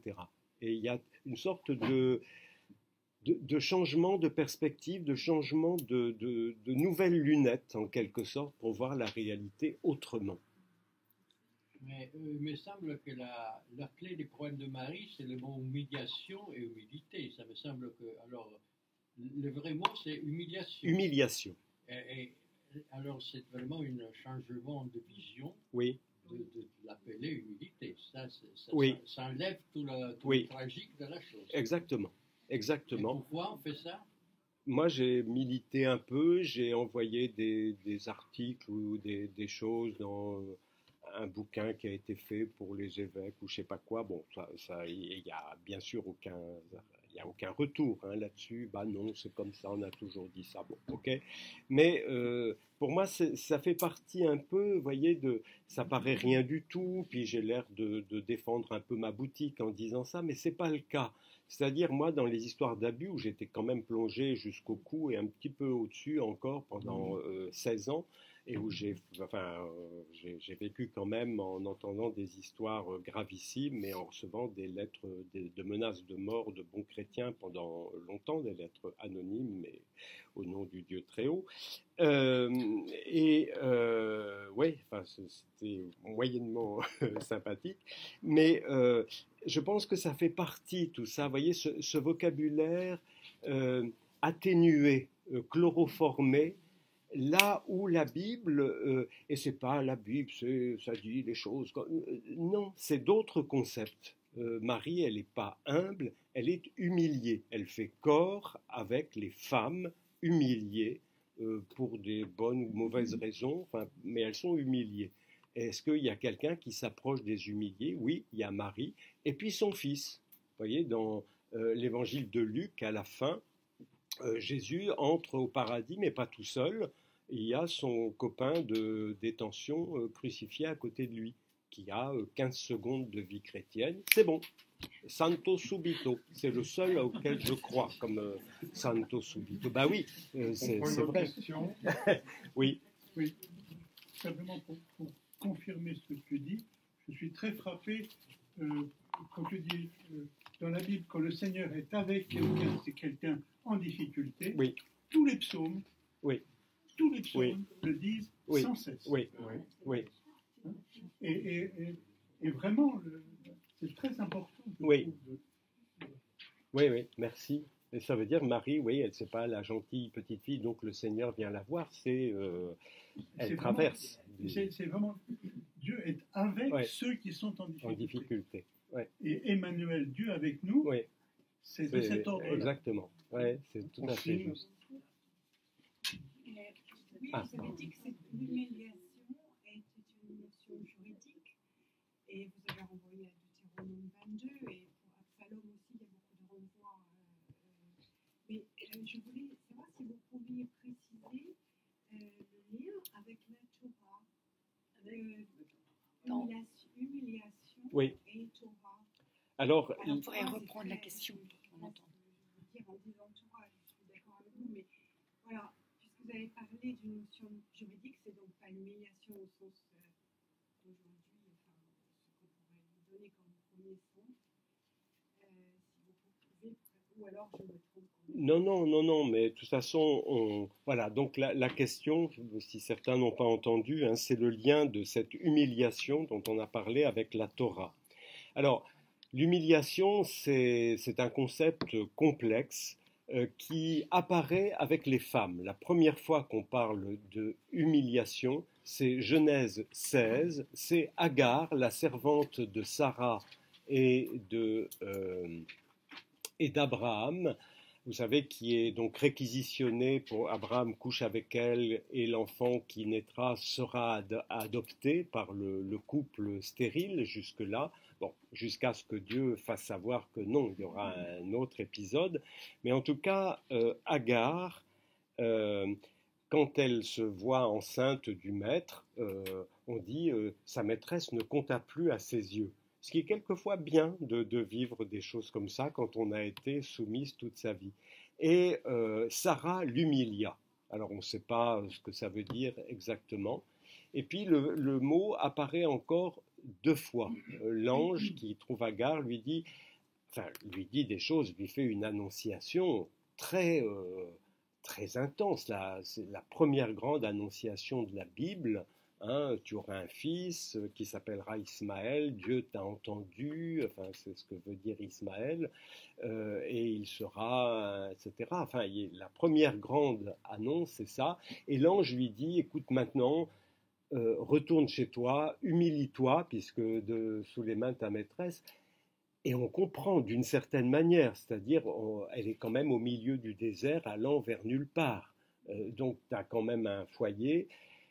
Elle va pas y retourner à Agar comme elle est partie. Elle a rencontré quand même un ange et qui l'a assuré que le Seigneur, et elle-même l'a dit. J'ai vu ici celui qui me voit, le premier personnage biblique qui dit ou qui suggère qu'elle a vu Dieu, c'est la servante égyptienne. Ça, j'adore. Ça, c'est bon. Et donc, il y a quelque chose, mais son statut, en effet, c'est servante humiliée. D'abord parce qu'elle est quand même utilisée par le maître pour avoir un enfant. Ça ne plaît pas à la maîtresse de maison, et puis elle retourne chez elle, et c'est jamais traduit comme tel dans nos Bibles. J'ai vu, je ne sais plus si c'est dans la Bible de Jérusalem ou dans une autre, 3 fois le mot humilié apparu, c'est jamais traduit par humilié, c'est traduit par 3 mots différents. C'est très dommage. Donc il y a quelque chose là je dirais, de la condition légale faite aux servantes, mais qu'on connaît bien dans l'Antiquité. Hein. Vous savez, Sénèque, un siècle avant notre ère, dit les esclaves ont différents devoirs envers leur maître, en particulier le devoir sexuel. Le maître peut coucher avec son esclave, homme ou femme, à Rome c'est peu importe, et ça fait partie de leur devoir. Donc c'est l'humiliation légale. Je crois même que Sénèque emploie un vocabulaire assez proche de ça. Donc voilà.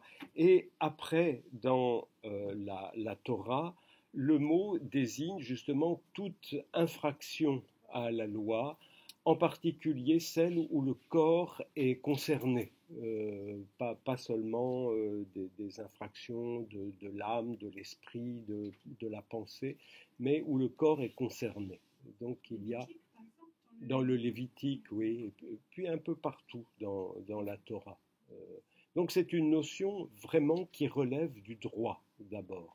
Et ne pas le concevoir, ça nous met dans d'autres strates de pensée. Marie, la pauvre chérie, elle est humiliée, si on accepte de m'être humilié, mais on ne le fait même pas. Et donc c'est très dommage. Je crois que quand vous insistez sur ce côté, pas âme de servant, un peu d'humiliation, oui. Mais alors, qu'allez-vous dire pour la traduction du Magnificat? Enfin, si c'est comment Marie a-t-elle prononcé ces mots-là? Parce qu'elle reprend un texte plus ou moins de l'Ancien Testament. Oui. Elle dit bien, il s'est penché sur son humble servante. Non, il s'est penché sur l'humiliation de sa servante. Mais alors, c'est pas traduit comme ça. Non, c'est ce qu'on essaie de dire ce soir, c'est dommage. Mais moi j'ai lu avec, je ne sais pas où, hein, mais j'avais lu sur l'humiliation de sa servante. Oui. Je me rappelle très bien. Et donc Marie fait, enfin c'est un classique, hein, beaucoup d'auteurs ont dit ça, il y a 3 figures de femmes qui dominent dans la figure de Marie. Il y a Agar, c'est quand même culotté ça, hein. J'ai demandé à des spécialistes de mariologie, est-ce que la figure de Agar en théologie mariale est importante? Ah non, pourquoi? Alors que c'est un... Non, j'ai demandé vraiment, c'est-à-dire théologiquement, Marie nouvelle Agar, c'est-à-dire Agar c'est quand même l'étrangère. Donc comment la mère du Messie peut aussi avoir un pied dans Israël, on attend le Messie en Israël, et c'est le cas bien sûr, mais elle fait corps en quelque sorte avec l'étrangère. Et c'est quelque chose que les évangiles, celui de Luc en particulier, travaillent beaucoup. Il y a toujours un va-et-vient, ce que nous disons chez nous, ça consonne aussi avec d'autres peuples. Donc, il faut voir ça. Je vais donner un exemple de ça. Vous savez, Marie, l'ange lui dit « Tu es pleine de grâce », c'est comme un nom nouveau. Anne, la prophétesse du temple, elle s'appelle Anne, Hannah, ça veut dire la grâce, et Élisabeth, elle appelle son fils Dieu fait grâce, le Seigneur fait grâce, Yohanan. Bon, Jean. Il y a 3 femmes marquées par la grâce. À l'époque de l'évangile de Luc à Rome, il y a 3 divinités à Rome qui président à la naissance, à la conception, à la naissance des enfants. Ce sont les 3 grâces. Et je pense que Luc ne cesse, dans tout son évangile, j'ai un peu étudié ça, et aussi dans les Actes des Apôtres, et j'ai même un peu écrit là-dessus, ne cesse d'aller et venir entre la Bible, mais aussi ce que pensent, ce que croient d'autres religions qu'il connaît, les 3 grâces. C'est comme s'il disait, ça je crois que c'est quelque chose qui est dans toute la Bible. Moi j'avais un collègue qui disait moi je préfère les religions ambiantes à Israël parce qu'il y a des divinités femmes. Alors je lui ai dit, et on s'est disputé, enfin il s'est disputé avec moi, c'est la définition d'un collègue, mais il m'a dit oui, mais parce que je lui ai dit, la Bible c'est intéressant parce qu'on enlève les déesses du ciel parce qu'il y a des femmes sur la terre. Et donc pourquoi imaginer des déesses au ciel alors qu'il y a des femmes? Et des femmes, ça ne veut pas dire elles sont des déesses, non, ça veut dire ce sont des femmes justement. Et c'est beaucoup plus intéressant. Moi, je préfère, par exemple, être en lien avec des femmes qu'avec des déesses. Déesses, pour l'instant, d'ailleurs, elles n'ont pas beaucoup fait signe. Mais, vous voyez, il y a quelque chose, enfin, dans Luc, de ce rapatriement sur terre du mystère du Christ et de ceux et celles qui l'entourent. Regarde. Attends, il y a plein de Enfin, questions on va là-bas. prendre une question. Monsieur. Qu'est-ce que vous pensez de Job dans ce que vous avez dit? Job se situe dans un dialogue avec Dieu Oui. qui, en fait, pourrait-on dire, l'humilie, lui fait perdre toutes ses caractéristiques humaines, le met à l'épreuve. Et qu'est-ce que c'est que ce Dieu qui serait... Comment faut-il entendre Job par rapport à ce que vous nous dites? Dans ce que vous dites, c'est plutôt les hommes les uns par rapport aux autres, et dans Job, c'est une relation qui est plus verticale. Alors, je vous répondrai, ça ne va pas épuiser la réponse, hein, mais moi j'ai un peu étudié le livre de Job, et on remarque une chose, parce que Job, on dit toujours, c'est le problème du mal, du malheur, etc. Bon, et on est un peu prisonnier de la problématique. Or, je pense que le livre de Job nous fait déplacer de cette problématique. Non pas qu'elle est mauvaise et que la question se pose. Qu'est-ce que c'est que ce mal enduré par les humains, etc. Mais si vous écoutez ce que dit Job, il emploie tous les mots et les expressions que seul Dieu emploie dans le livre de Job. Par exemple, on a à partir du chapitre, je ne sais plus combien, 32, Dieu qui apparaît, vous savez, dans une bourrasque, je ne sais pas comment c'est traduit, je ne me souviens plus, dans un coup de vent terrible. Vous vous souvenez de ça? Quand il va parler, alors Dieu parla du sein de la tempête, ça, on s'est dit plusieurs fois. Or, Job a dit juste avant, Dieu, tu m'as assailli, quand tu me parles, c'est comme une tempête qui m'assaille. Et voilà. Et on s'aperçoit peu à peu que ces deux-là parlent la même langue. En fait, ils emploient les mêmes mots et en fait, Job ressemble beaucoup à Dieu. Et Dieu, et c'est pour ça qu'ils peuvent se parler quasiment, alors il faut le dire en tremblant, d'égal à égal. Et à la fin, la conclusion de Dieu, c'est « Job a bien parlé de moi ». En disant, mais ce Dieu qui assaille les gens, qui fait mal, qui a l'air de s'en foutre, moi je ne veux plus. Ah, Job a bien parlé de moi. Il a complètement défait une figure de Dieu, et sa langue, c'est la langue de Dieu. Et donc, ça nous transporte ailleurs que le problème du mal devant Dieu. Ah ben oui, mais non, le problème du mal, c'est terrible. Il y a un psaume comme ça, c'est le psaume Alors, c'est le psaume des complis le vendredi soir. Donc, c'est lequel? 87. 80, oui, 87 ou 88, merci. Non, parce que il y a un frère qui m'a dit un jour, on va prier les complis, c'était un vendredi, il m'a dit, ah non, j'ai pas le moral en ce moment, pas ce psaume-là. Bon. Donc, psaume 87 ou 88, et c'est un homme qui dit à Dieu, tu m'as abandonné, je suis déjà mort, il n'y a plus rien qui tient dans ma vie, voilà. Et c'est le psaume où il y a le plus, presque à chaque mot, de marque du je, de la première personne. C'est-à-dire, tout fout le camp, tout est perdu, il n'y a plus qu'un je qui parle à Dieu. C'est comme si tout était épuré. Ça ne veut pas dire, bah, c'est génial et tout ça. Ça veut dire, et ça on le voit quelquefois dans la parole de certaines personnes qui sont au bout de tout, qui ont tout vécu, qui ont tout perdu. Il y a quelque chose, on dit là il y a quelqu'un. Là il y a quelqu'un.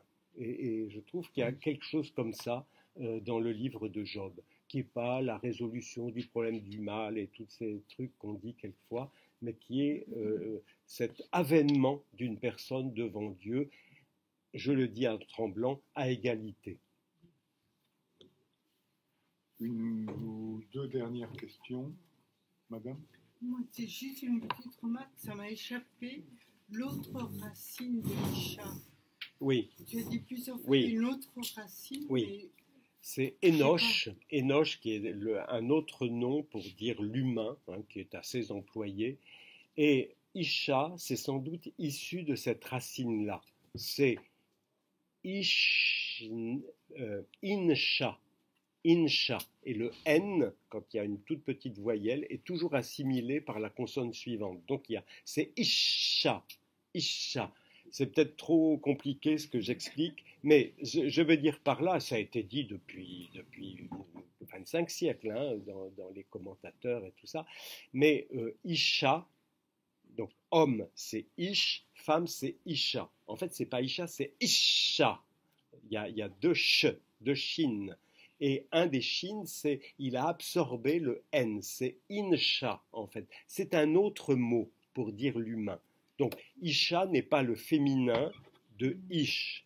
Ça ressemble, comme souvent dans la Bible, ça a le goût du féminin de Ish, ça ressemble au féminin de Ish, ça sonne comme le féminin de Ish, mais c'est en fait issu d'une autre racine pour dire l'humain. Et ça complexifie le problème. La Isha, la femme, n'est pas le féminin de Ish. Il y a de ça, mais pas seulement. Voilà. Oui. Dernière question.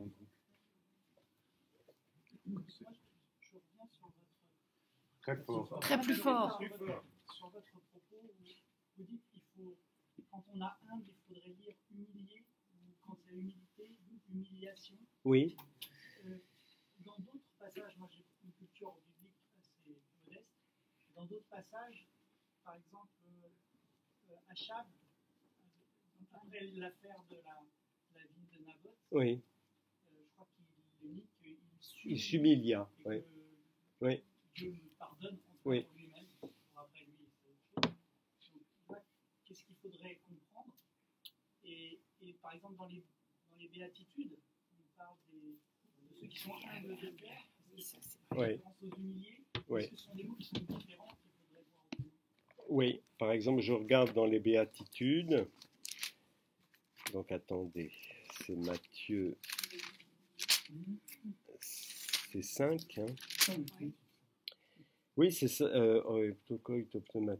Donc heureux, là, le premier c'est les ptokoi, c'est les mendiants, de l'esprit. Oui, c'est encore un autre mot. C'est encore un autre mot.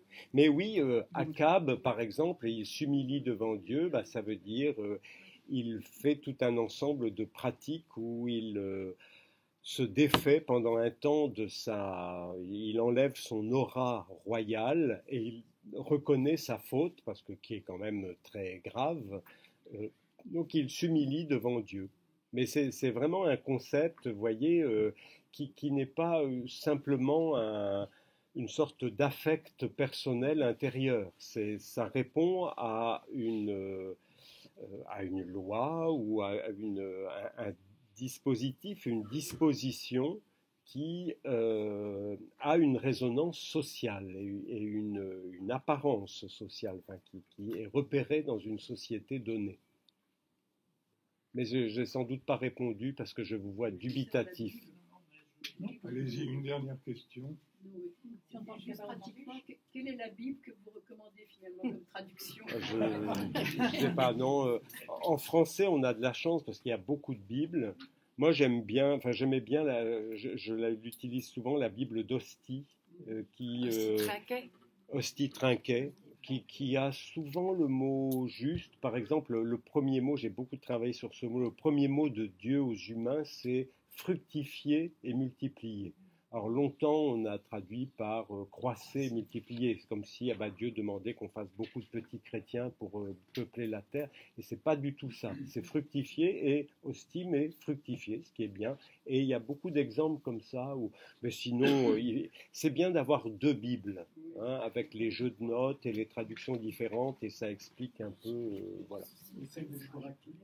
Celle de Chouraki, oui, qui peut aider. Alors quelquefois, c'est un peu... on comprend pas toujours tout, mais il y a aussi, il a traduit quelques livres bibliques, mais pas tout, Méchonique, qui était un grand linguiste et avec des notes, alors il râle toujours à chaque verset, les autres ont dit ça, mais non, c'est pas ça. Et voilà, une fois qu'on est habitué, les profs, c'est un peu comme ça d'ailleurs, mais c'est bien aussi, il a fait la Genèse, les psaumes, Jonas, et puis le Lévitique aussi, et c'est pas mal, c'est intéressant, avec toute une théorie sur le souffle que j'ai jamais entièrement comprise, mais qui est intéressante. D'ailleurs, de Méchonique, si vous pouvez lire un livre qui peut-être répond à certaines questions plus techniques sur la Bible qu'on a posées ce soir, c'est le dernier livre paru de lui qui s'appelle « Un coup de Bible dans la philosophie ». C'est vachement bien, c'est une sorte de chant du cygne de quelqu'un qui a travaillé la Bible toute sa vie. Et moi, je le signale à mes collègues et aux étudiants aussi, je dis, il faudrait aussi avoir ce livre et l'intituler « Un coup de Bible dans la théologie ». Ça ferait du bien. Merci. Voilà. C'est mon fin, merci Lefebvre. Merci à vous tous. Et donc, je rappelle que cette soirée était dans la continuité du colloque Avenir de l'Église. On l'a pu